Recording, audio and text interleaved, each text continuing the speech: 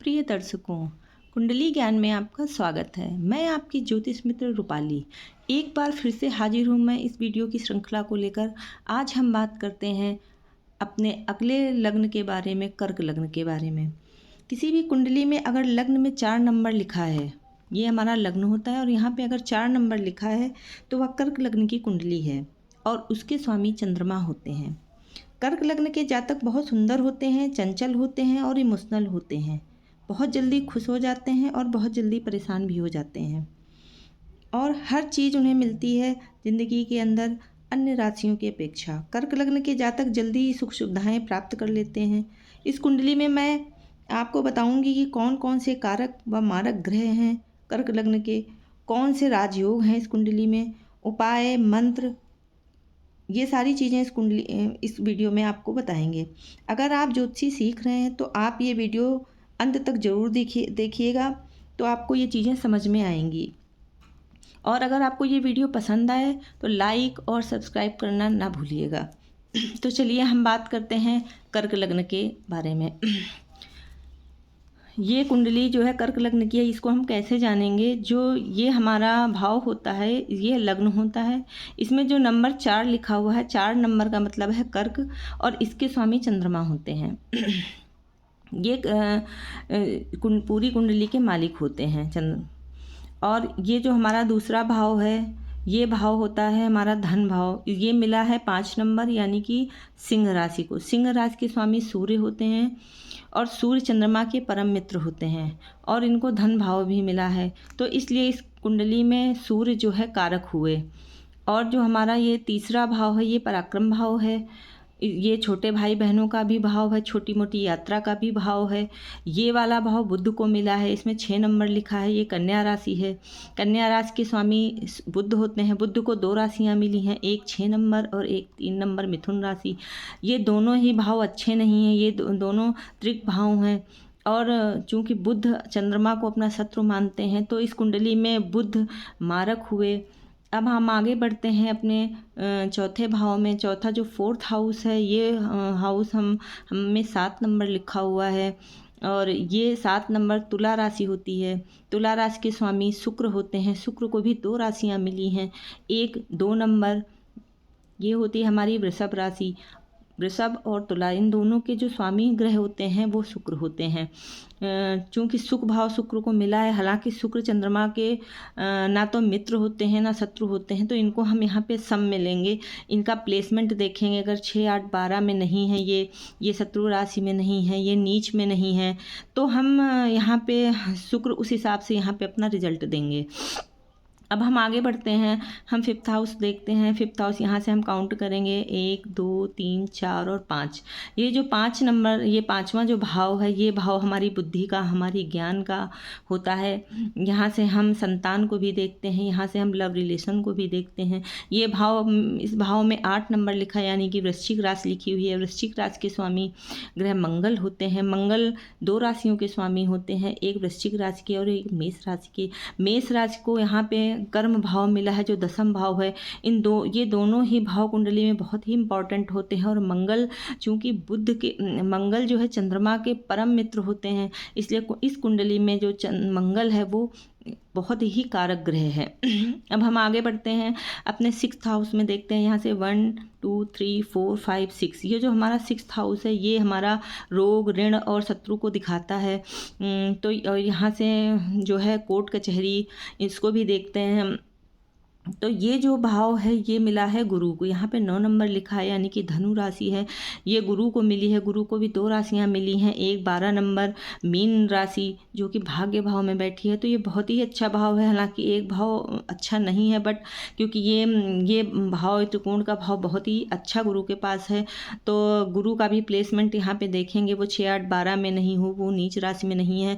ये सारी चीज़ें हम अपने अगले आने वाले वीडियोज़ में डिटेल में हम आपको समझाएंगे कि नीच राशि में ग्रह और शत्रु राशि में ग्रह कैसे होते हैं, 6, 8, 12 में बैठते हैं तो कैसा रिजल्ट देते हैं। ये सारी वीडियोज़ हम डिटेल में आपको बताएंगे। अभी हम बेस से सब चीज़ें आपको बताते हुए चल रहे हैं। जो हमारे मित्र कुंडली सीख रहे हैं उनके लिए ये सारी चीज़ें हैं कि वो स्टेप बाय स्टेप चीज़ों को जानें। तो यहाँ पे गुरु भी चंद्रमा के मित्र हुए। अब ये जो हम सप्तम भाव में आते हैं, ये सातवें भाव में आते हैं, 1 2 3 4 5 6 7। ये जो सातवां भाव है हमारा, ये पार्टनरशिप का भाव है, ये हमारा मैरिज हाउस भी बोलते हैं इसको, पत्नी का घर भी बोलते हैं हम। तो ये भाव में 10 नंबर है, यानी कि यहाँ पे मकर राशि है।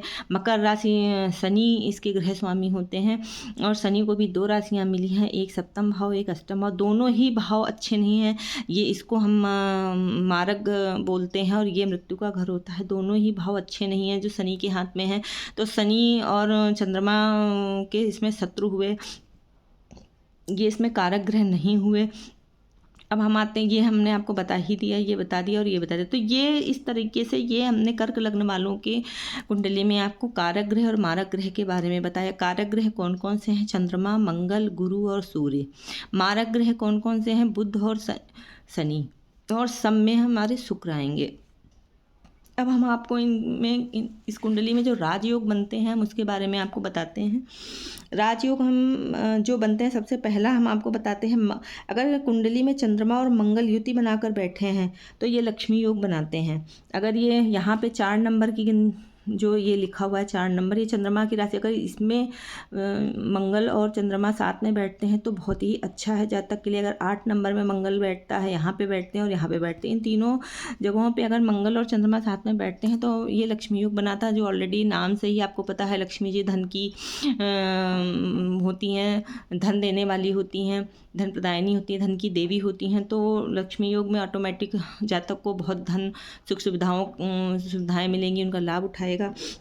नेक्स्ट जो हम राजयोग की बात करते हैं, अगर हम 7 नंबर पर यहाँ पे शुक्र हो जाए तो ये जो है मालव्य पंच महापुरुष योग बनाता है, जिसमें जो है जातक अपनी ज़िंदगी में सारी सुख सुविधाएं, क्योंकि ये सुख का घर होता है, यहाँ से हम सुख देखते हैं, माँ का घर देखते हैं, बंगला गाड़ी प्रॉपर्टी ये देखते हैं। तो ये सारी चीज़ें जातक अपनी कुंडली में यहाँ से शुक्र अगर बैठा हुआ है 7 नंबर में तो वो जातक पूरा सुख उठाएगा अपनी ज़िंदगी में। नेक्स्ट हम बात करते हैं, अगर यहाँ पे 10 नंबर लिखा है और यहाँ पे शनि बैठ गए, हालांकि शनि चंद्रमा के मित्र नहीं है, फिर भी अगर शनि अपने घर में बैठे हैं तो कभी भी उस घर का वो बुरा नहीं करते। कोई भी इंसान अगर अपने घर में है तो वो कितना ही गलत क्यों हो, कितना ही उसका स्वभाव गलत क्यों ना, अपने घर को कभी नुकसान नहीं पहुंचाता। इसी तरह शनि अगर यहाँ पे 10 नंबर पे बैठेंगे तो ये इस घर को प्रोग्रेस करेंगे और वो यहाँ से पंच महापुरुष नामक योग बनाएंगे। तो इस तरह जातक जो है, इस तरह से जो राजयोग हैं इसमें ये हमने आपको बताए हैं।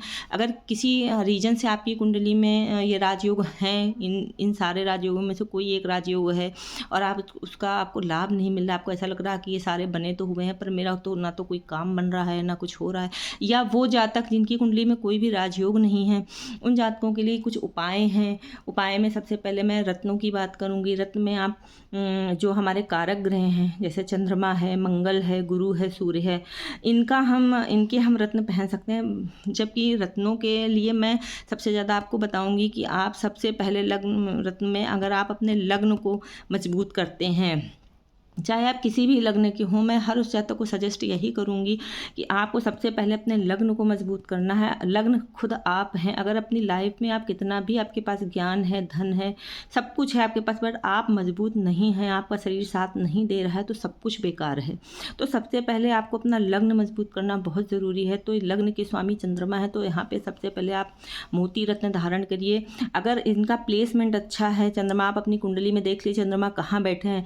8 नंबर पर ये नीच के होते हैं। अगर 8 नंबर पे कुंडली कहीं भी 8 नंबर लिखा है, इस कुंडली में यहाँ पे 8 नंबर लिखा है, बट अगर इस कुंडली में 8 नंबर कहीं भी लिखा है, किसी की भी कुंडली में अगर 8 नंबर कहीं भी लिखा है तो वहाँ पे चंद्रमा नीच के हुए। तो यहाँ पे अगर चंद्रमा 8 नंबर पे हैं तो चंद्रमा नीच के होते हैं। 6, 8, 12 में हैं, 8 नंबर पर हैं तो आपको मोती धारण नहीं करना है। इनका आपको प्लेसमेंट देख लेना है कुंडली में। इन जगहों को छोड़ के चंद्रमा कहीं भी बैठे हों तो आप उनका जो है रत्न पहन सकते हैं। उनका मोती रत्न आपको लिटिल फिंगर में पहनना है। उसके बाद हम बात करते हैं मंगल की। मंगल इस कुंडली में सबसे कारक ग्रह हैं जो आपको ज्ञान और बुद्धि भी देंगे और आपको कर्म भाव में, नौकरी में बहुत ज़्यादा ऊंचा उठाएंगे। तो मंगल इसमें सबसे ज़्यादा कारक हैं। इनके लिए जो आपको रत्न पहनना है वो आपको मूंगा धारण करना है। वही बात इसमें भी लागू होती है कि मंगल 6, 8, 12 में ना हो, इनका प्लेसमेंट आपको देखना है, ये नीच राशि में ना हो। तो इस डिग्री वाइज कैसे हैं, उनके अकॉर्डिंग ही आपको मूंगा धारण करना है। ये सारी चीज़ें मैं आपको अपने आगे आने वाले वीडियोज़ में डिटेल में चीज़ें बताऊँगी। अभी मैं सिर्फ आपको कर्क लग्न के जातक में कारक, मारक, ग्रह, राजयोग, उपाय, रत्न और बीज मंत्र बता रही हूँ, जो बेसिक चीज़ें हैं। उसके बाद हम बात करते हैं गुरु की। गुरु के लिए मूंगा आप पुखराज धारण कर सकते हैं। इसको आप अपने इंडेक्स फिंगर में पहन सकते हैं। इनका भी आपको प्लेसमेंट देखना है कि ये 6, 8, 12 में ना हो, ये नीच राशि में ना हो, और इनका एक डिग्री वाइज कैसे हैं, ये सारी चीज़ें देख के आपको अपने रत्न धारण करने हैं। अगर आप रत्न धारण नहीं कर सकते हैं तो आप बीज मंत्र कर सकते हैं। बीज मंत्र में चंद्रमा के लिए ओम सोम सोमाय नमः आप कर सकते हैं। आप पूर्णिमा के दिन चंद्रमा को अर्घ दे सकते हैं दूध से। और आप मंगल के लिए ओम अंगारकाय नमः आप कर सकते हैं। गुरु के लिए ओम ग्राम ग्रीम ग्रोम सह गुरुवे नमः आप कर सकते हैं। आप ऐसा भी कर सकते हैं कि आपने 2 ग्रहों के रत्न पहन लिए, एक का बीज मंत्र कर लिया, या आपने एक का रत्न पहन लिया, 2 के बीज मंत्र कर लिया। तो इस तरीके से आपको जो सही लगे आप वो कर सकते हैं। कर्क लग्न वालों के लिए जो शुभ रंग होते हैं सफ़ेद, लाल और पीला। जो शुभ दिन होते हैं सोमवार, मंगलवार, गुरुवार और शुक्रवार, ये इनके लिए शुभ दिन होते हैं। तो और दोस्तों, अगर आपको ये वीडियो पसंद आया हो तो आप प्लीज़ मेरे वीडियो को लाइक और सब्सक्राइब ज़रूर करिएगा। और हम अपने नेक्स्ट श्रृंखला में, नेक्स्ट वीडियो हम आगे आने वाले लग्न के बारे में बताएंगे। दोस्तों, जय श्री कृष्णा।